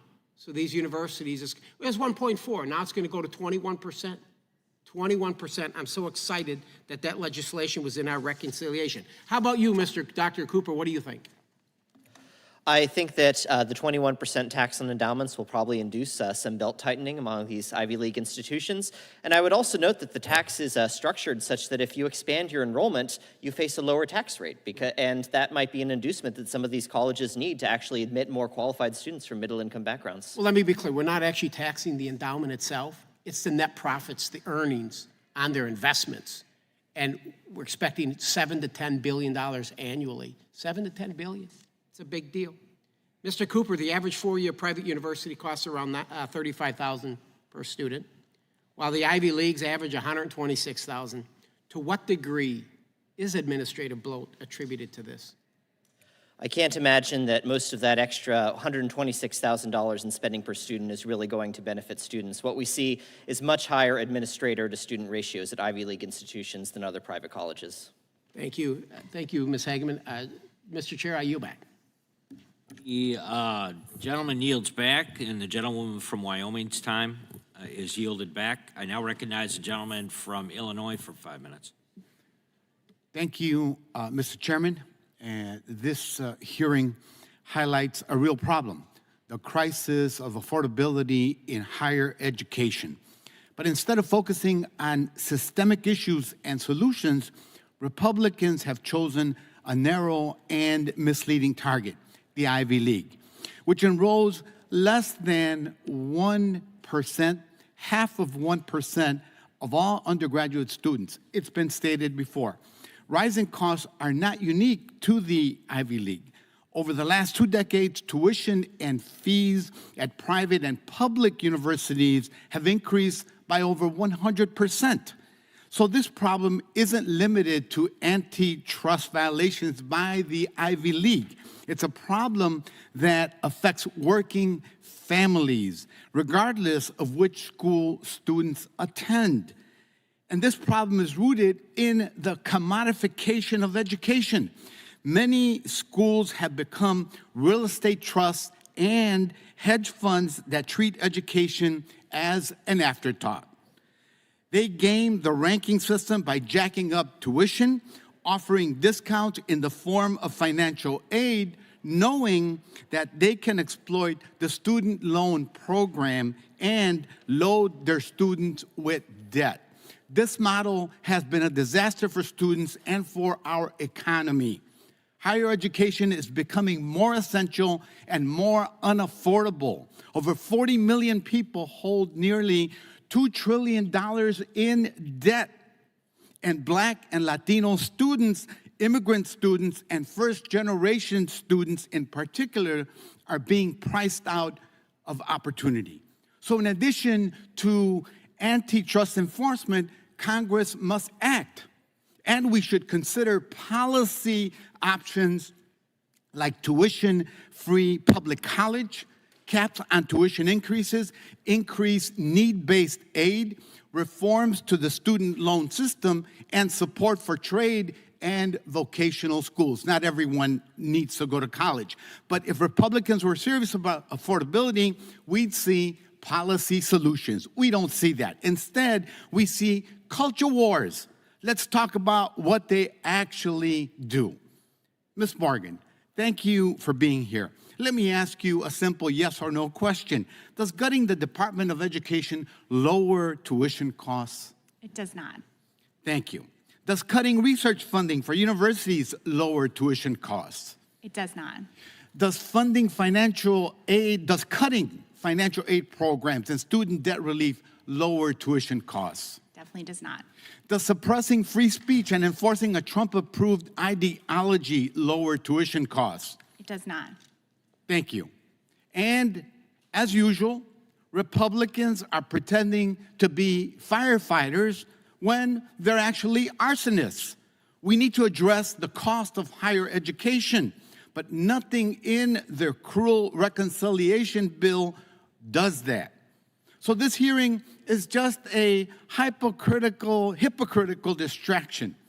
Republicans fight culture wars, they manufacture outrage, and funnel taxpayer dollars to billionaires and to ICE while defunding higher education, programs that help working class students, those that I represent in Congress, and other vital resources for our communities.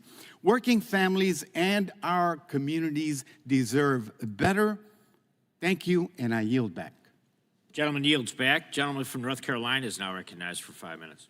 Thank you, Mr. Chairman, and thank you to all of you that are on the panel today for your testimony.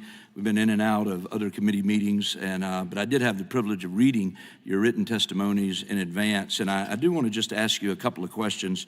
You know, for decades, elite universities were protected by the antitrust exemption under the understanding that they were going to provide these need-blind financial aid, which they arguably are not. And so, Mr. Martin, I want to go to you first. In your view, did the exemption do anything meaningful to bring down colleges' cost to make colleges' expense more accessible? I've not studied that, Congressman, but I'm aware of nothing. Okay. We really, I think, have seen what 30 years of colluding about the financial aid formulas did to college affordability and accessibility, but the exemption expired in 2022. So my question again, Mr. Martin, would be to you, if we want students to be offered the best college experience at the lowest possible price, should Congress enact another antitrust exemption like Section 568 or force the schools to compete against one another? As an antitrust lawyer, Congressman, the free market is generally the best tool for solving problems of prices. Well, and I too, I believe that competition would play a role in bringing down college costs. And we have data from the last 30 years that the antitrust exemption only succeeded in making our elite institutions more elite and further remove the needs of everyday Americans. So thank you for your response. I want to go to Mr. Shieh. And Mr. Shieh, you caused quite a stir with your email to Brown's employees. Your efforts to shine a light on Brown University's excess mirrors our fight in Congress to cut wasteful spending as we're dealing with it day in and day out. Can you, I don't want to give you a chance to explain your motivation for shining a light on what you describe as administrative bloat. Exactly. Well, I think the root of the problem is that Brown is just so darn unaffordable for students all across the country, and that's why Brown has the richest median income of all the Ivy League schools. Like I said, half of the Brown student body is from the top 5% of Americans, and I just think that's wrong. I think that's morally wrong because the Ivy League is supposed to be a ladder to the American dream, but we're pulling up the ladder so that only rich kids can access it, and I think that's wrong. And I noticed in your written testimony that you pointed out there's roughly a ratio of 1 administrator for every 2 students. And I got to ask you, is this necessary for Brown students to obtain a degree? Certainly not. We've seen that in the past. Brown didn't have this ratio, and it has functioned fine for hundreds of years. Across the pond, Oxford and Cambridge don't have that many administrators, and they function fine. Certainly, all these administrators are not necessary. And I would say, does this number of administrators meaningfully impact the overall experience of Brown students? Certainly not, and they might even detract from it, because when budget cuts need to be made, the enormous administrative bloat means that, and their unwillingness to reduce it means that the costs have to be cut somewhere else. Right. So, and which leads you almost answer my other question, is how could cutting some of the bloat benefit the consumer that's looking to come to Brown? Well, absolutely. Like dorms flood, the food is unappetizingly bad, and the quality just keeps getting worse. Like they're reducing red meat from all the dining halls. They say it's about the environment, but it's really about the cost. And by reducing administrative bloat, we definitely could see some improvements in the student experience. Thank you. Dr. Cooper, let me ask you, you said in your written testimony that, quote, the surplus revenues that Ivy League institutions enjoy currently fuel administrative bloat, but they could be used to create more seats for qualified applicants. Can you explain the benefits for our entire nation that could come from increased enrollment at these elite institutions? Absolutely. Right now, if you look at elite institutions graduates, they are vastly overrepresented in the elites of business, politics, and media. And if we were to expand Ivy League undergraduate colleges to more students, that would enable more students to get their foot in the door for this pipeline and enable, a greater diversity of folks in those elite positions. So I would love to see Ivy League institutions use their endowments, use all the money they're currently spending on administration to expand and create opportunity for more of those students. Well, thank you. And thank you to all of you for shining the light that you're shining today. And Mr. Chairman, with that, I yield back. Gentleman yields back without objection. I ask unanimous consent to enter into the record the following. A press release from the Department of Justice titled Consent Decree Settles Charge of Conspiracy to Restrain Price Competition on Financial Aid Against Major Universities, and an article by Saja Sarda titled How to Crush the Ivy League Cartel, and finally a document number 753-18 filed in the case of Henry versus Brown University on December 16th, 2024. We now recognize the gentleman from Georgia for 5 minutes. Thank you, Mr. Chairman. Let's be clear, everybody. There is no 568 antitrust exemption thanks to the Biden administration. And as far as Mr. Shieh's testimony is concerned, Brown did not discipline Mr. Shieh, contrary to his report. And also, Mr. Shieh's numbers in terms of administration staff for Brown University are incorrect. So, and I'm surprised that you would pull up the ladder for students who are going to regular universities and colleges, prevent them from getting financial aid. That's crazy. But at any rate, Donald Trump and his MAGA Republican supporters in Congress are attacking our elite institutions of higher learning because these institutions and others produce the critical thinkers who stand opposed to the global trend towards authoritarianism and dictatorship, which Donald Trump and MAGA represent. They say this hearing is about 8 Ivy League institutions and the cost of higher education, but that is just a facade. This is really about Trump's war on facts, debate, and truth. This is Trump's attack on academia, which comes straight out of the authoritarian playbook. Universities are full of smart, young, engaged people, and the institutions are committed to freedom of inquiry and diversity of thought. Universities provide independent sources of information and accountability. Indeed, individuals with higher levels of education are less likely to be tricked by authoritarian appeals. So any autocrat or dictator who wants to exercise limitless, arbitrary power sees independent institutions of higher education as a threat. After all, Donald Trump can't replace our democracy with a dictatorial regime if the people are smart enough to recognize that he is a threat to freedom, liberty, and justice, which our democracy guarantees. Dr. Morgan, I believe that academia is inextricably tied to our democracy and to our liberty. Can you talk about why higher education is important for the protection of freedom and democracy? Absolutely. You know, first of all, our institutions of higher learning are places where people come together and learn and have to, you know, kind of be in the same place as people with different opinions. So it really promotes democratic values from the start.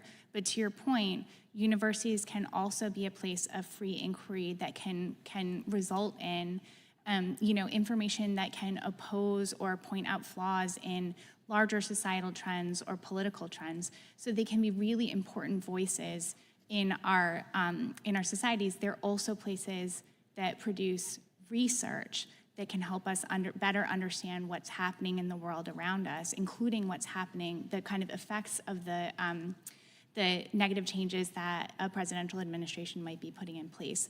So they're incredibly important to our democracy and to our society. Thank you. As a lawyer, I've watched with horror as a number of law firms bent a knee and succumbed to Donald Trump's unlawful pressure campaign. But I'm proud of the brave firms that chose to stand up for the rule of law. Now, as Trump goes after the universities, I'm equally concerned. In March, Columbia University caved to Trump's demands when the administration threatened to yank away $400 million in federal funding. Yet, more recently, Harvard is showing backbone in rejecting Trump's demands. Dr. Morgan, why is it important that universities stand up against the administration's attacks? And conversely, what would happen if universities succumbed and started towing the line for this administration? Yeah, I think it's incredibly important that universities follow the law, but do not submit to demands that have nothing to do with their legal requirements. You can see in the attacks on Harvard and the kind of proposed solutions from the Trump administration that they're looking to really control the minutia of the decisions at those colleges. That's not an appropriate role for the federal government to take. I think the other thing that's important to understand here is that other universities are going to take their cues from what these much better resourced institutions are able to do in terms of standing up to the administration. So it's really important for those universities that have the resources to do so to take a stand. So attacking elite institutions is a canary in the coal mine. That's right.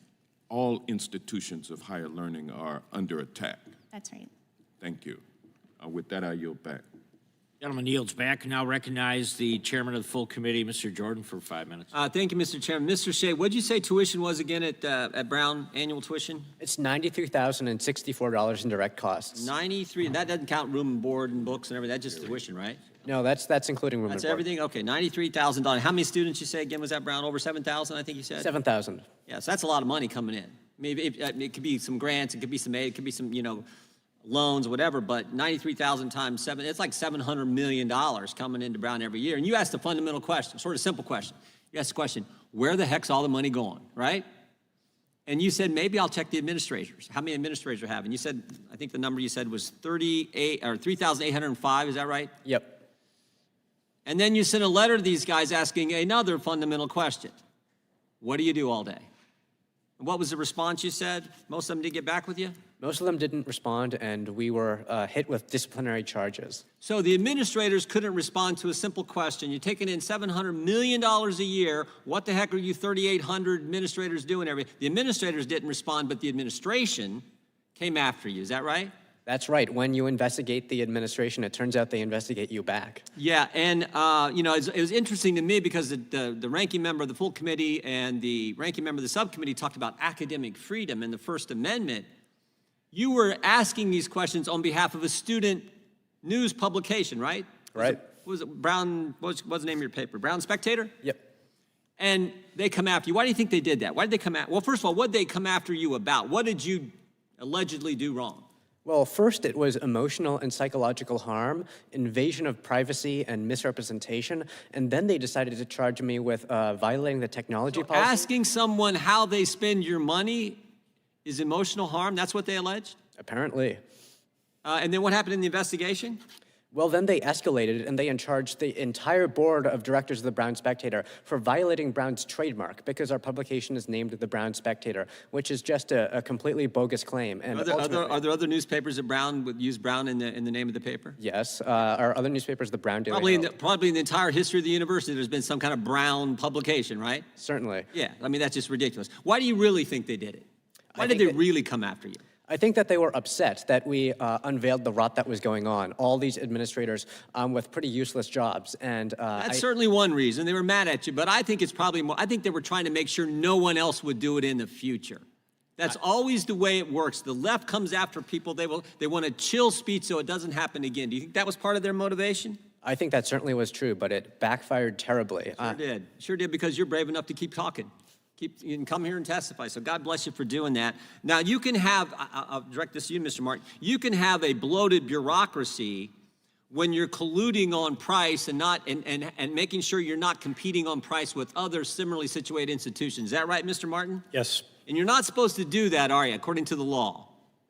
Is that right, Mr. Martin? To collude on price, it's per se unlawful. It's per se unlawful. And you can also unlawful. have bloated bureaucracy when you collude on price and you limit output, you limit class size. Is that right, Mr. Martin? That's correct. And do you think that's going on at these? There's a third one.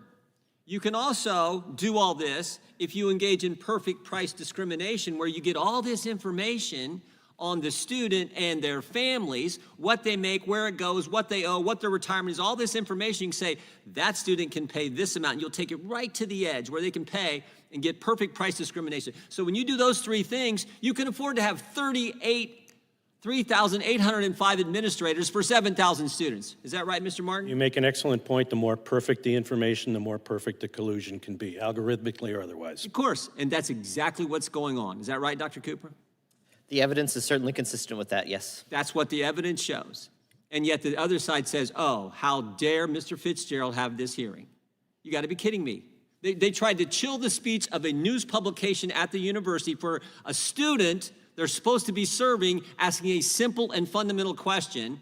And they want to chill that because they don't want anyone to look under the covers and see that they're colluding on price, they're limiting output, and they're doing perfect price discrimination. Imagine that. Imagine that. And we're not supposed to have a hearing? Holy cow. I want to thank the chairman for doing the hearing. I want to thank all of you for testifying. And Mr. Shieh, thank you for stepping forward and letting the country know what's going on at these elite universities. Will the gentleman yield for a quick question? I yield back to the chairman. I'll yield. You got. Well, I just wonder if your feelings are the same about the attacks on a private student publication called the Harvard Law Review taking place by the Trump administration right now. Well, I think the chairman or the ranking member knows that you and I have been strong defenders of the press. We have co-sponsored together the Press Act, defending the press. I will continue to do that, but I'm focused on the situation in front of us today, Mr. Shieh at Brown University. I'm with you. Hold the thought, and more power to the free press at Brown and at Harvard. God bless America. Gentlemen's time has expired. That concludes today's hearing. We want to thank our witnesses. I have a unanimous consent request. Oh, Mr. Nadler has a UC request. Thank you, Mr. Chairman. I ask unanimous consent to enter into the record an article entitled Ivy League Schools Financial Aid from the Ivy Coach Daily. And it says, moreover, while the sticker price at the Ivy League schools is high, about $90,000 per year, roughly half of the students receive financial aid with average awards covering 2/3 or more of the cost. The vast majority of students from Ivy League schools graduate with no loans. Half of the Ivy League schools offer a completely free education to families whose incomes are $75,000 or less. Is that the title or the whole article? That's the whole article, yeah. And I have a Without objection. A second unanimous consent request, shorter. I ask unanimous consent to enter into the record an article from Chicago Booth Review titled Who's at Fault for Student Loan Defaults, that argues that this article reviews research that analyzes student loan defaults and finds that for-profit colleges, half of the student loan defaults are from programs that only enroll 10% of U.S. students. Furthermore, the review argues that default rates are not being driven by tuition costs. Without objection.